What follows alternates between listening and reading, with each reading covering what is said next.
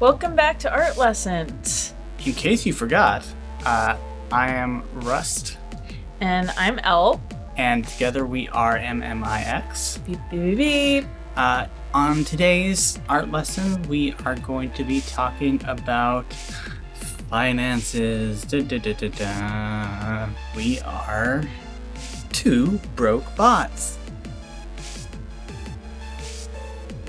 So people often ask us how we got to a place where we get paid to make art. And we really want to be transparent about the fact that it was a combination of heavy community participation just pre-pandemic, so very diligently for the year of 2019, as underground artists, performers, and co-producers.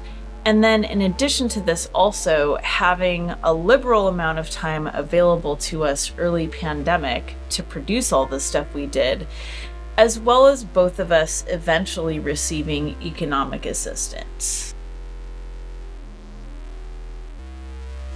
When the pandemic hit, I had to go through a lengthy and confusing process of trying to get unemployment to kick in due to the fact that I had unsuccessfully applied for unemployment within the last year or something. So there was a weird snafu and I had to navigate a whole bunch of bureaucracy, and eventually I got there, and that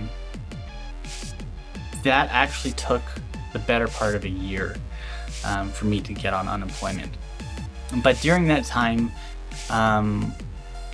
we still chose to make art. We had the privilege of having that time, and the way that we chose to process the trauma of the pandemic was to make art. So my situation early pandemic was, for a long time I've been self-employed to some degree. I did have one W-2 job that was paying me at the beginning of the pandemic, which caused me to be eligible for unemployment, luckily.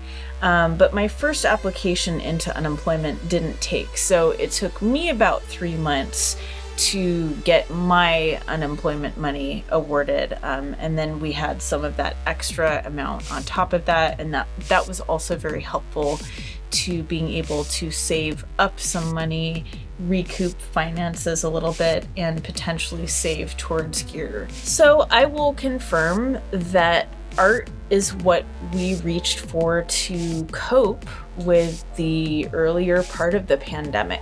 It's what brought us comfort. And we want to acknowledge that it is not necessarily something that was available to everybody or something that worked for everybody to deal with the trauma or to deal with the intensity of what a lot of people were confronting during that time. But it happened to help us as bots. Very much. We reach for art to be self-soothing, to find our joy in life, and it is what keeps us and kept us going at the end of the day. And we realize that maybe that is not how everybody responds during times of great intensity. Maybe you didn't do that, or maybe you didn't create at all early pandemic. We know that. Yeah, everyone processes that kind of grief and trauma and shock and, huge monumental change in the way that you have to exist. Everyone's going to process that differently.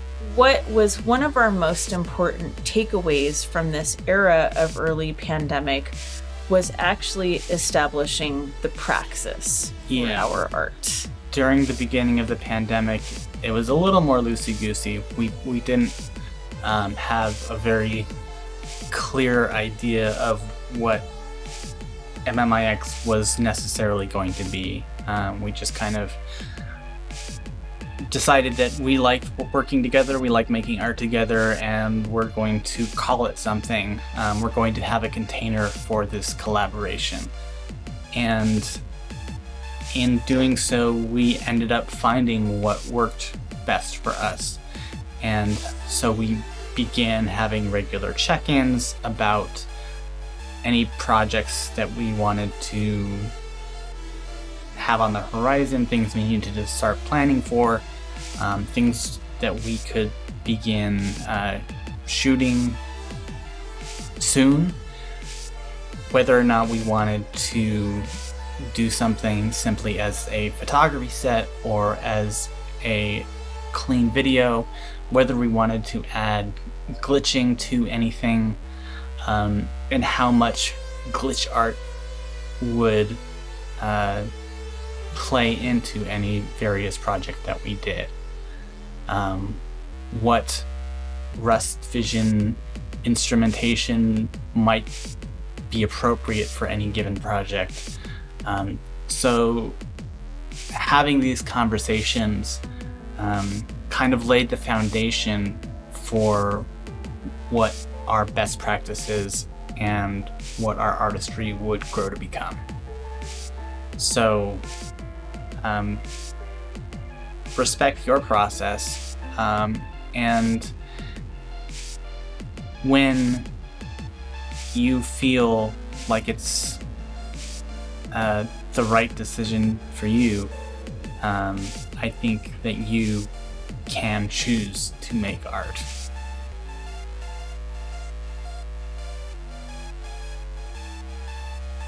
So one thing that we found is that there is a certain type of creativity that comes with having some boundaries or constraints on the work you're going to do.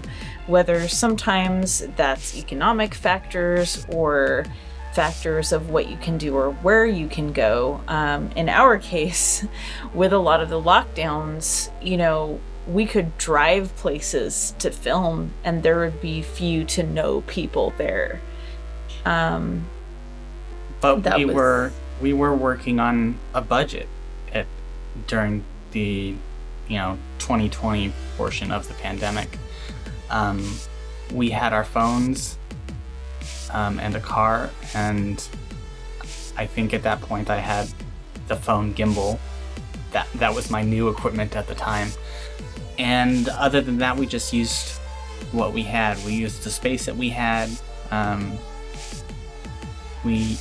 Which was either driving out to somewhere that was not inhabited, or utilizing the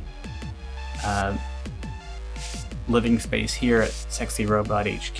There was a certain magic that came with those constraints, and I've often found that there is kind of a voice that arises when you work within a constrained set of parameters, whether that be economic or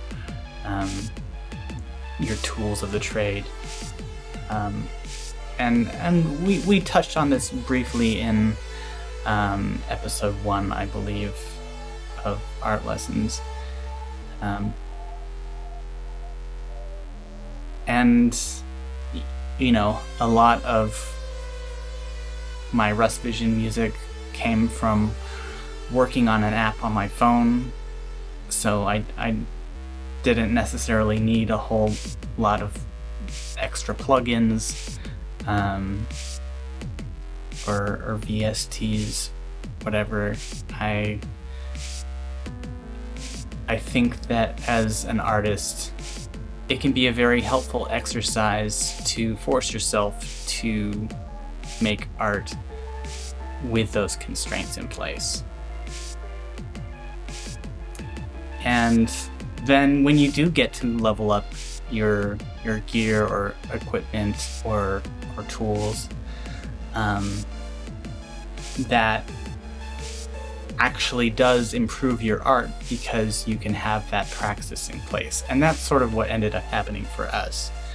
Because we had that solid foundation of a working best practices in place, as soon as we were able to afford a professional camera and a professional lens and some more lighting and backdrops and stuff like that, our craft definitely started to feel more professional, because we already had the know-how in the way that we work, to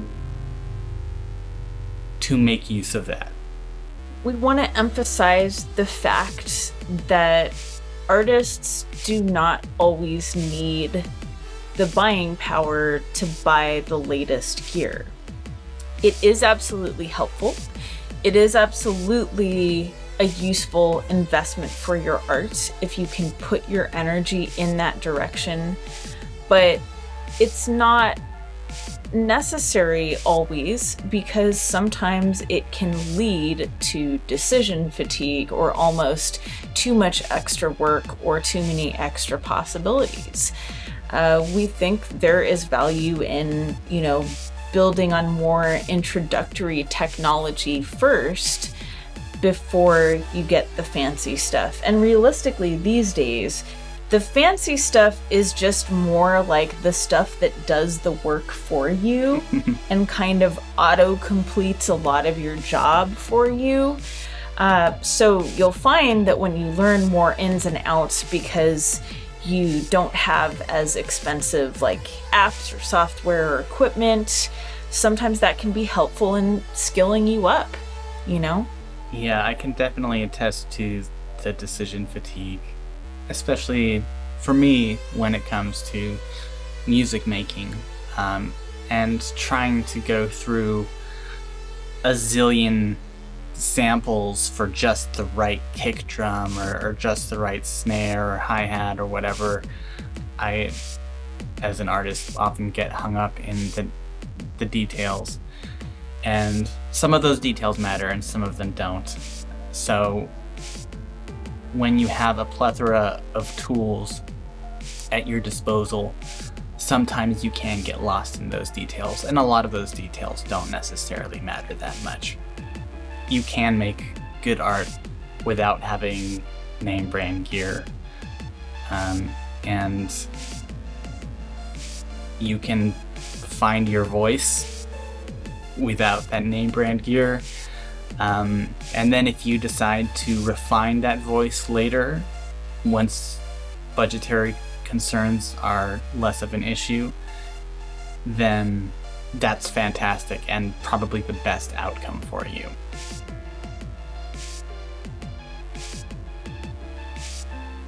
The next thing we want to talk about is that you should know your tools, and that will be how you can create really fucking cool things without having the top gear. The more you know your tools, the better art you'll produce. In our case, at the start of the pandemic, it was primarily our phones. And all of the videos that we made were recorded on our phones. The glitches that we made were done through apps. In my case, it was through various iPhone apps, and those are not the same as the ones that Elle used on Android. So we had to come to know those applications and what they were capable of and the effects that we could kind of reproduce over and over, and the ones that were a little bit more random, that produced vastly different results. And we encourage you to take the time to have that sort of exploration with your tools. We also recommend taking an inventory of all of your tools as best as you can. So maybe all of your art supplies, all of your software, all of your production gear. If you're a performing artist, you might need to look at your makeup tools or your costuming. your instruments if you're a musician. Take inventory of all your stuff, and what gear do you have that you know like the back of your hand, and what gear do you have that maybe you just kind of use every once in a while and it's still kind of intimidating for you, or you're a little bit uncomfortable using for whatever reason, and maybe it's time to see if that's something that you want to more fully explore and learn how to use until you're comfortable with it, or maybe it's something that isn't really serving you and what you feel like your creative vision is for yourself. Maybe it's time to cash that in for some other piece of equipment that works better for you. And it's also important to kind of do a check on the freshness and functionality of a lot of your gear. Do some of your devices need to be charged before you have a production day or a shoot? Are some of them having batteries that are actually like declining to hold a charge? Do you need to freshen up inventory of something specific that has a shelf life? For example, with some of the makeup stuff I've done and the makeup artistry, is that something that you need to re-up? Do you need to, a lot of subscriptions to apps and software auto renews? Fuck you, Adobe. Sometimes you do need to make a bit of investment. I know that there have been many apps on my iPhone that I've tried out and I've gone, okay, this seems like I could use this pretty extensively. I'm willing to pay for this and get rid of the advertisements. And then there are others that you only use occasionally, so it's like, what's the point here? So figure out what works for you and really take into consideration what investments you feel like you would benefit from.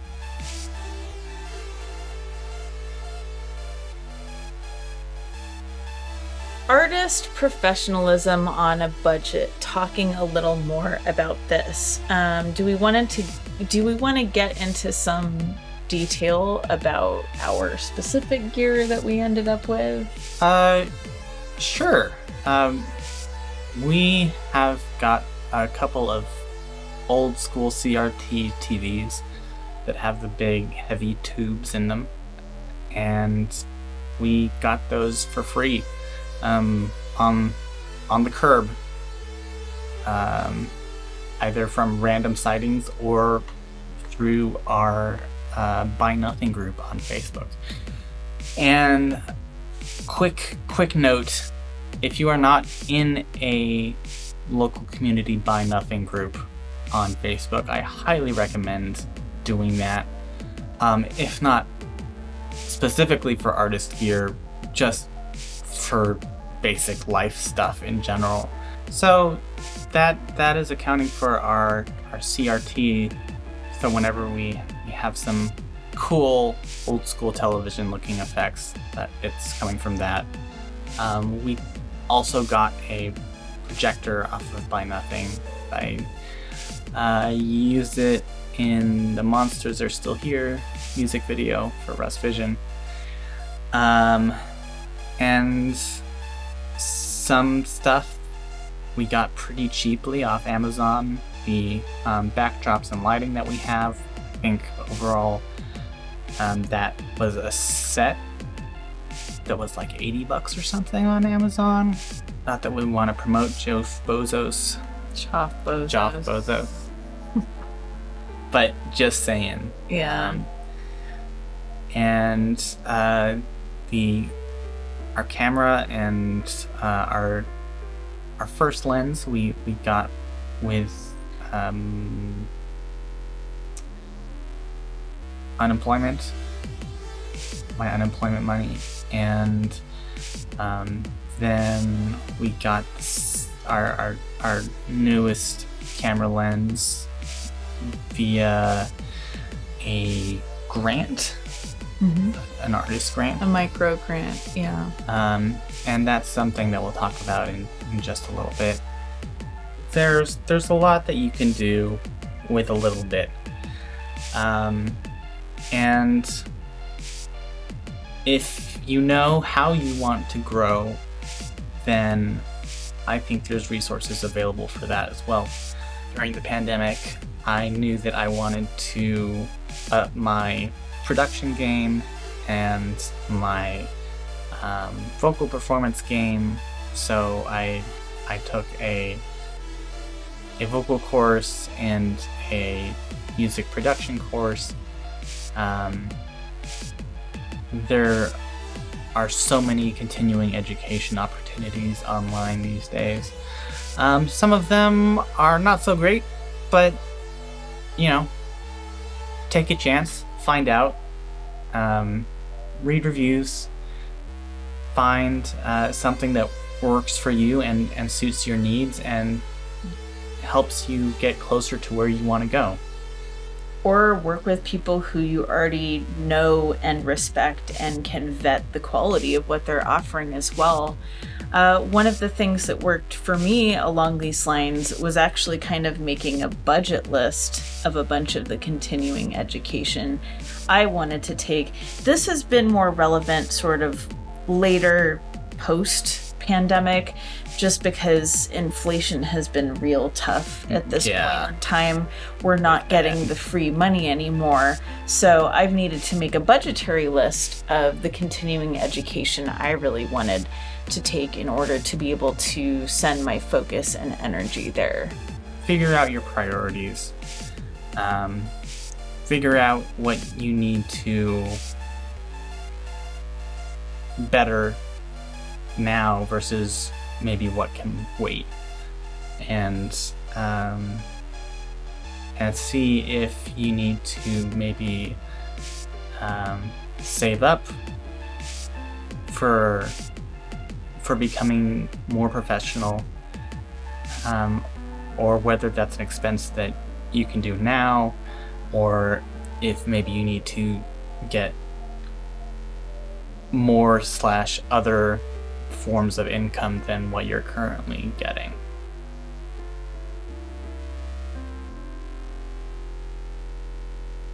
So now we would like to talk about creative financing for your art. So obviously one of the more common approaches is to just sometimes have an unrelated day job that is the day job that finances your art. Or a side hustle of some kind. Right. And that can be effective, but there's also a big risk / cost benefit analysis there of, is it going to end up pulling too much of your energy and too much of your focus? Is it going to leave you too depleted to be creative? So that's a super important consideration. Some of the tactics that we've partaken in have been running a Patreon. There is also trying to get involved with your community, where you're just doing something like photography or videography for shows or artists. Just showing up with the camera and being like, hey, I have pictures, let me send them to you. But also be careful about that if you live in a big city, because sometimes just showing up with a camera and taking photos or video, if you are not authorized to do that at an event and haven't had a discussion about that beforehand, can potentially step on toes. And you definitely don't want to fall into the MWC, or man with GWC. GWC. Guy with camera. Guy with camera. Yeah. Man with camera. Guy with camera. Don't whatever. Just be a creepo. Don't be that creepo. But try to, offer your help and support to the purpose of building community and ties with other artists who you respect, because you don't want to be making with ties with people just for the sake of making ties. That will come across as shallow and hollow and false, and people will smell it on you. So don't recommend doing that. Another method can be content creation. And no, I'm not just talking about sexy time OnlyFans, although that is completely valid and awesome if you want to choose that route. Check out my Only feet. Cute Only Robo feet. But you can do things like offer tutorials and classes. You can create an on-demand library of things that are related to your skill set. You can teach some of your artistic skills to others. You can offer discounted rates to people who need your talents. And I'm not saying that you should undervalue yourself. That's absolutely not what I'm saying. Because all artists should absolutely be paid what they're worth. But when you start off, the fact of the matter is no one's going to care until your name is out there enough. So be pragmatic whenever possible and try to help out other people. Yeah, I mean, that touches on the whole thing where artists in community with one another can offer each other perks or discounts or, you know, packages if they're subscribers to things or sign on to take classes. One of the things that I'm noticing at this moment in time in 2023 with super intense inflation and fears of economic recession is at some point I felt like I was noticing that a lot of artists and small business people were suddenly turning around and trying to like extract the maximum amount out of each other. And it is a conversation to have with yourself if you feel like you're not charging enough to begin with. However, there's also a way to tackle your pricing structure so as to address deficiencies like that and allow people options to pay what they're able to depending on their situation so that you do not necessarily restrict your services to very many people. And sometimes also people find that they should restrict their services or they're from a very marginalized population or they have a number of neurodiverse things going on or whatever. You know, I've seen people come to the conclusion that they're like, I'm only going to work with rich people clients who pay me like $1,000 a thing or whatever. And that's valid based on how you need to address your situation. But one thing I'm personally finding success with lately is having a variety of different packages or price points that people can sign on to and that especially keep what I or we offer accessible to our fellow artists, because that is one way to build a community and keep supporting each other's services. One last thing that we want to touch on real quick with creative financing is that we have kind of gone back to the patron idea and kind of stripped away a lot of the weird trappings that Patreon has attached to it. And we are currently seeking what we are calling sponsors. We thought this would be an interesting experiment and see if anyone would want to just support what we do. And sometimes people will surprise you. We found that people can surprise you with their generosity. So don't be afraid to think outside the box when it comes to trying to finance your artistry. And if you want more details on how we'll support you back, if you sign on to our sponsorship, just reach out to us. We don't want to get into the whole pitch here today.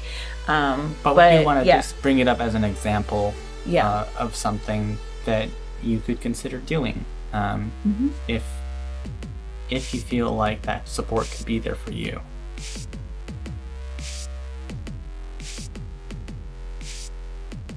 Is that everything? I think that's everything. Yeah, I think we covered all the talking points we wanted to get to.